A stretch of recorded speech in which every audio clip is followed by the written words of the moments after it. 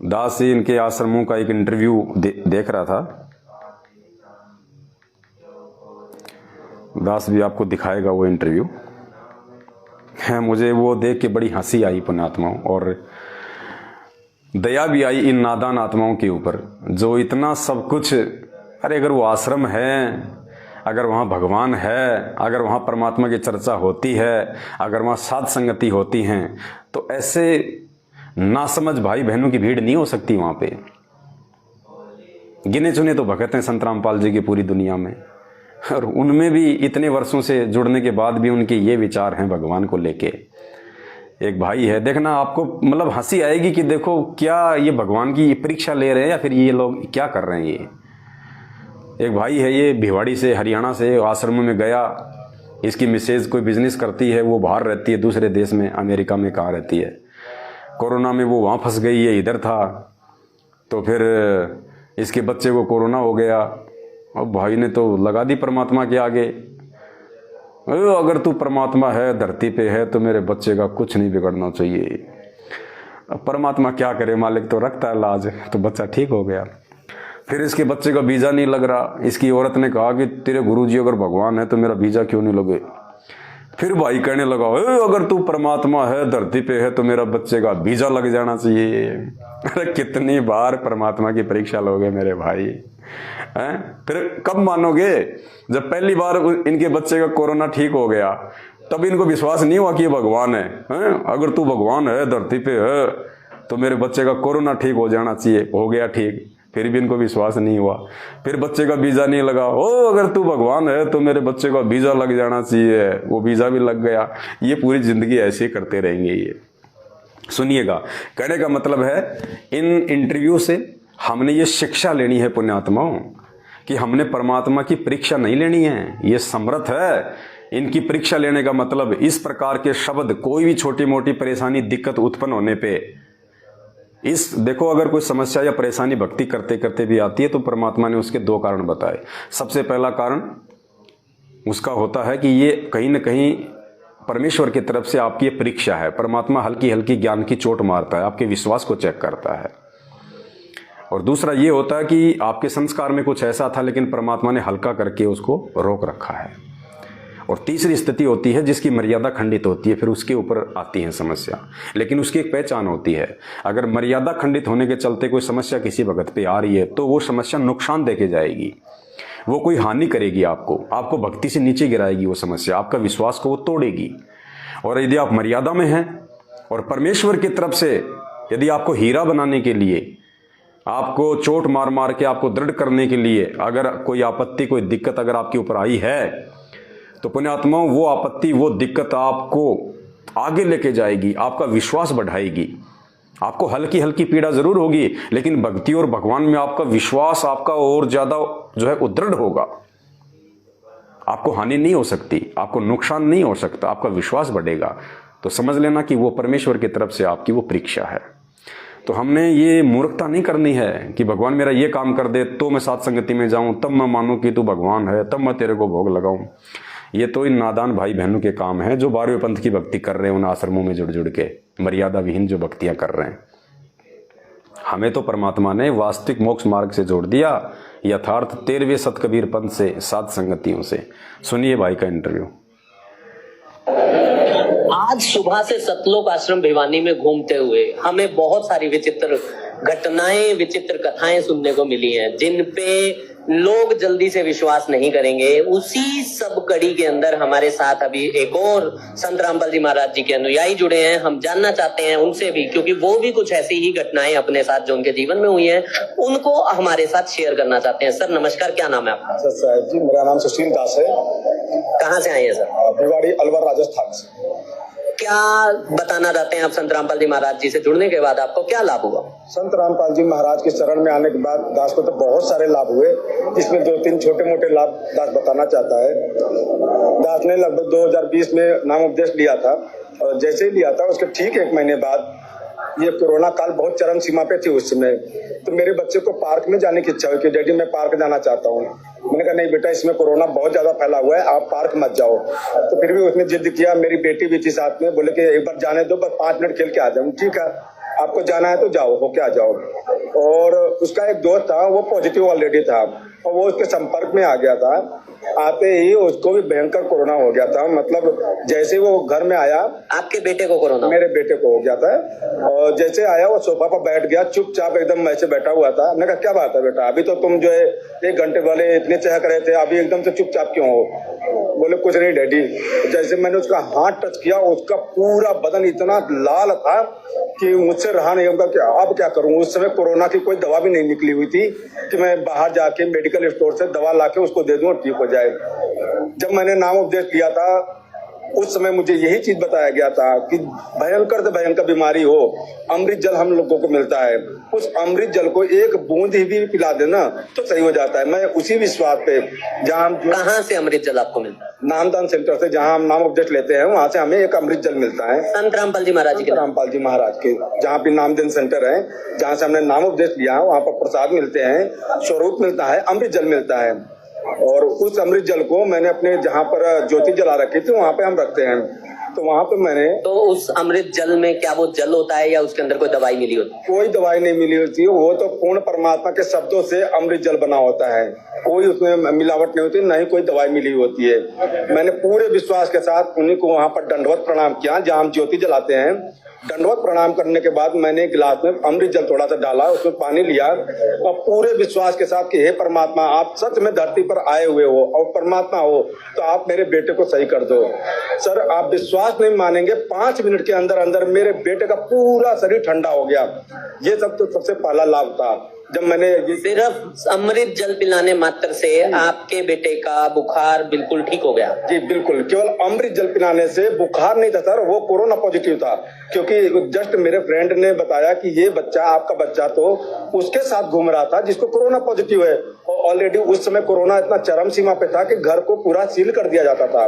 बोले देखो उसका घर तो सील है, इतना कहते मेरे होश उड़ गए थे। फिर भी मुझे इतना विश्वास था अपने परमात्मा संत रामपाल जी महाराज पर कि इन्होंने जो हमें ज्ञान दिया, जो समाधान दिया, जो जल दिया है, अमृत जल दिया है, उसमें इतनी ताकत है कि एक पुण्यात्माओं, ये जो भाई बोल रहे हैं ये इनके भाव हैं, लेकिन विश्वास नहीं है। अभी ये जो चरणामृत की जो महिमा गा रहे हैं कि मुझे इतना विश्वास था कि अगर इस चरणामृत की एक बूंद भी अगर उनके मुंह में डाल दी जाए तो कोरोना पॉजिटिव से नेगेटिव हो जाएगा और मेरे गुरुजी पूर्ण परमात्मा है। अगर इतना विश्वास था आप गुरुजी पे और चरणामृत पे, तो ये बात बोलने की जरूरत ही नहीं थी कि हे संत रामपाल जी, यदि आप पूर्ण परमात्मा हो, धरती पे प्रकट हो, तो मेरा बच्चा, उसको नुकसान नहीं होना चाहिए। फिर आपको भक्ति पे, चरणामृत पे विश्वास कहाँ हुआ? फिर आपने तो सीधी गोली से मार दी गुरुजी को। फिर आगे सुनिए दोबारा, मतलब पहली बार परमात्मा ने तो अपना काम कर दिया, क्योंकि परमेश्वर के तो गुण हैं, उन्होंने तो अपना काम कर दिया, लेकिन इनको फिर भी विश्वास नहीं हुआ कि ये परमात्मा है। जब इनके बच्चे का वीजा लगाने की बात आई, वीजा नहीं लग रहा था, फिर देखना, फिर भगवान की परीक्षा। भी किसी को पिला दिया जाना है तो भयंकर से भयंकर बीमारी सही हो जाती है। और वो चीज साक्षात मुझे देखने को मिल गई थी। हालांकि आपकी ये बात विश्वास करने लायक नहीं है, लेकिन आज सुबह से मैंने इस तरह की बहुत सारी बातें सुन ली हैं, तो अब मुझे इन सब बातों पे विश्वास होने लगा है। इसके अलावा भी क्या आपको कोई लाभ मिला है? इसके अलावा दूसरा लाभ ये है कि मेरी वाइफ, हालांकि मुझे इन जैसी बातों पे विश्वास तो नहीं है, लेकिन सुबह से मैंने इस तरह की बहुत सारी बातें लोगों के मुंह से सुनी है, इसलिए मुझे विश्वास होने लग गया है। अरे भाई, तुम अपने आप को मूर्ख बना सकते हो, दुनिया को मूर्ख नहीं बना सकते।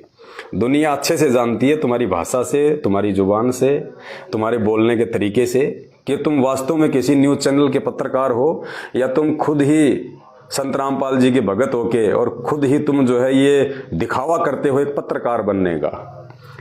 तो देखो, काल तो भगत जी ऐसे ठगेगा, भगत होके भगत का इंटरव्यू ले रहा है और फिर क्या कह रहा है दुनिया को दिखाने के लिए।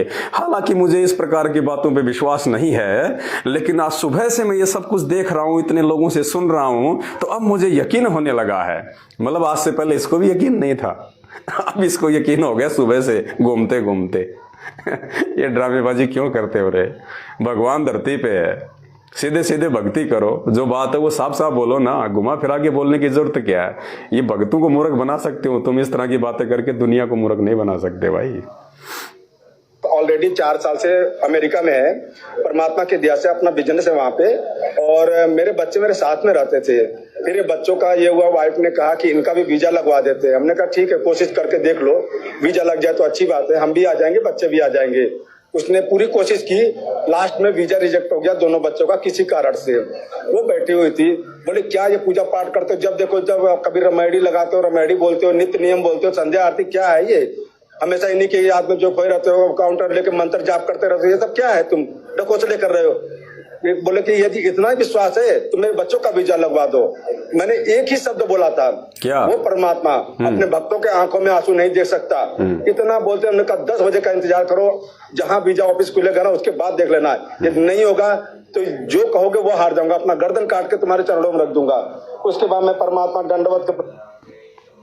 अच्छा क्या कह रहा है? देखो पुण्यात्माओं, ये वीक पॉइंट है। काल ऐसे गर्दन मरोड़ता है, फिर हमने सावधानी रखनी है। इसकी औरत अनुपदेशी है और वो कोरोना काल में इंडिया से बाहर थी।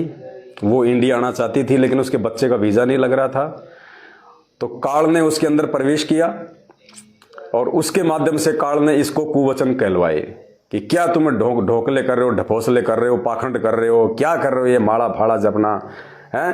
तेरे गुरुजी इतनी शक्ति है तो मेरे बच्चे का वीजा क्यों नहीं लग रहा? तो भाई साहब ने तुरंत क्या बोला, ओहो पुण्यात्मा, ये गलती हमने नहीं करनी। फिर लोगों की इस तरह की बातों में आके, आवेश में आके, ये मूर्खता का परिचय नहीं देना। भाई कह रहा है कि 10 बजे इंतजार कर और फिर जाके देखना, अगर 10 बजे वीजा नहीं लगेगा तो तू जो कहेगी सो मैं करूंगा, मैं मेरी गर्दन काट के दे दूंगा। अगर तू कहेगी मैं भक्ति छोड़ दे तो मैं छोड़ दूंगा। बताओ कि 10 बजे अगर वीजा नहीं लगा तो जो तू कहेगी मैं वो करूंगा। अब वो तो सीधी सीधी यही कहेगी अगर वीजा नहीं लगा तो कि छोड़ इस भक्ति को, किस पाखंडे के पीछे लग रहा है, क्या पाखंड कर रहा है, क्योंकि वो तो ऑलरेडी उसको पहले ही बोल रही है बातें। और वीजा नहीं लगेगा उसके बाद वो क्या बोलेगी उसको, ये क्या बोल रहे हैं, सहमति दे रहे हैं कि ठीक है अगर 10 बजे तक इंतजार कर, अगर वीजा नहीं लगा तो तू जो कहेगी मैं वो करूंगा। तो वो तो सीधा साधा ये कहेगी छोड़ दे, भक्ति पाखंड है, ड्रामा है, बस देख लिया ना तूने, लग गया वीजा। तो पुण्यात्माओं, ऐसी स्थिति में परमात्मा कहते हैं शरण पड़े को गुरु संभाले, जान के बालक भोला रे। तो पुण्यात्माओं, वो परमात्मा दयालु, उसको पता है कि इसका दिल टूट जाएगा, क्योंकि ज्ञान आधार नहीं है, ये मजबूत आत्मा नहीं है। ये देखा देखी में जुड़ गए बेचारे, कोरोना में, बीमारी के डर से, कोरोना के डर से ये बेचारे देखा देखी में जुड़ गए। ज्ञान इन्होंने सुना नहीं, सत्संग सुने नहीं इन्होंने, दृढ़ता इनमें है नहीं, कुछ विवेक विचार वाली बात इनमें है नहीं। तो परमात्मा तो भक्ति पे लगा के रखना चाहता है अपनी आत्माओं को, जैसे तैसे भी करके। मालिक कहते हैं कबीर कपट से भक्ति करे, उसको भी अपनाऊं, साम दाम दंड भेद से फिर सीधे रास्ते लाऊं। अब ये गलतियां पुण्यात्माओं हमने नहीं करना। अब इसके बच्चे का वीजा नहीं लगना था, लेकिन परमात्मा ने ये सोच के कि अगर वीजा नहीं लगा तो ये नादान भक्ति छोड़ेगा और इसकी औरत इसके ऊपर हावी हो जाएगी, इस घर में दोबारा से काल प्रवेश कर जाएगा। इसलिए परमात्मा ने इसके बच्चे का वीजा लगवाया। सुनना, और फिर परमात्मा से वही कंडीशन रख दी इन्होंने कि हे पूर्ण परमात्मा, अगर आप परमात्मा हो तो मेरे बच्चे का वीजा लग जाए। तो पहली बार क्या था फिर? तो ये गलतियां पुण्यात्माओं हमने सबक लेना है इन इंटरव्यू से, इन बातों से कि हम किस दिशा में जा रहे हैं और हमारे भाई बहन जो इन आश्रमों में जा रहे हैं ये लोग किस दिशा में जा रहे हैं। कितना अंतर है सात संगति में और इन आश्रम वालों की कुसंगति में। हम के परमात्मा सच में आप धरती पर आए हो ना, तो एक बार दिखा दो इनको, मेरी वाइफ को दिखा। वो परमात्मा अपने भक्तों के आंखों में आंसू नहीं देख सकता। इतना बोलते हमने कहा 10 बजे का इंतजार करो, जहां वीजा ऑफिस खुलेगा ना उसके बाद देख लेना, यदि नहीं होगा तो जो कहोगे वो हार जाऊंगा, अपना गर्दन काट के तुम्हारे चरणों में रख दूंगा। उसके बाद मैं परमात्मा दंडवत के प्रणाम किया। हम के परमात्मा सच में आप धरती पर आए हो ना, तो एक बार दिखा दो इनको, मेरी वाइफ को दिखा दो कि यह कुछ कर सकती है ये। और विश्वास नहीं करेंगे सर, ठीक 10 बजे उसका फोन आया, बोले कि वीजा लग गया। हमने कहा ऐसे कैसे लग गया, क्या हुआ तुम्हारा, जो बोल रहे थे तुम? बोले मुझे नहीं मालूम, लेकिन तुमने क्या किया? मैंने कहा मैंने कुछ नहीं किया, मेरे परमात्मा धरती पर आए हुए हैं, वो अपने भक्तों को दुखी नहीं देख सकते, उनकी आंखों में आंसू नहीं देख सकते। उसके बाद दोनों बच्चों का वीजा लग गया और आज मेरे दोनों बच्चे भी मेरी वाइफ के साथ अमेरिका में हैं। तो क्या इस वाक्य के बाद आपकी धर्मपत्नी ने, आपकी वाइफ ने संत रामपाल जी महाराज जी की दीक्षा ली? नहीं, अभी भी नहीं ली। उसको अभी भी थोड़ा सा ये लग रहा था कि नहीं, कुछ न कुछ जो है नहीं, विश्वास नहीं हुआ था। अब आखिरी दौर ये चल रहा था, उसको, मेरी वाइफ को कैंसर हो गया, ब्रेस्ट में कैंसर हो गया। फिर वो बहुत बुरी तरह परेशान हो गई। वो मुझे बताना नहीं चाहती थी। उसने मुझे एक दिन मुझे रिपोर्ट भेज दिया, कोई मैसेज नहीं, कुछ भी नहीं, बस रिपोर्ट मेरे मोबाइल पे भेज दिया। मैं समझ नहीं पाया ये क्या है। मैंने ऊपर नाम देखा अपनी पत्नी का, मैंने कहा ये क्या है? तो बोली मुझे कैंसर हो गया है ब्रेस्ट में। हम कहा चिंता मत करो, परमात्मा यही बैठे हुए हैं और उनका वचन है, जब तक मेरे शिष्य नहीं मरता है तब तक उससे जुड़े, चाहे उसके पत्नी हो चाहे उसके बच्चे हो, उनको कुछ भी नहीं होगा। और आप विश्वास नहीं मानेंगे सर, वो कैंसर उसका वहीं का वहीं ठहरा हुआ है, न बढ़ रहा है न घट रहा है। ये है मेरे परमात्मा संत रामपाल जी महाराज के बहुत सारे चमत्कार हमारे जीवन में उन्होंने किए हैं। दर्शकों, आज सुबह से हमने इतनी, तो वो कैंसर ना बढ़ रहा है ना घट रहा है। अब ये तीसरी बार भाई ने फिर अरदास लगा दी होगी कि हे परमात्मा, अगर तू धरती पे है तो ये ना बढ़ रहा ना घट रहा, या तो इसको बढ़ा या इसको घटा, तब मानूंगा कि तू परमात्मा है। तीसरी भी कर दी होगी भाई ने डिमांड पूरी। तो पुण्यात्माओं, ये वर्तमान का जो समय है, ये भगवान की परीक्षा लेने का नहीं है। ये हम भक्तों की तरफ से अपने विश्वास, दृढ़ता की परमेश्वर को ये परीक्षा देने का समय है। अरे वर्तमान में तो भगवान हमारी परीक्षा ले रहा है और हम भगवान की ले रहे हैं उल्टी परीक्षा। तो पुण्यात्माओं, इन बातों पे हमने विचार करना है। ये छोटी छोटी बातें नहीं हैं, ये परमात्मा को नाराज करने वाली बातें हैं, परमात्मा को ये दुखी करने वाली बातें हैं ये।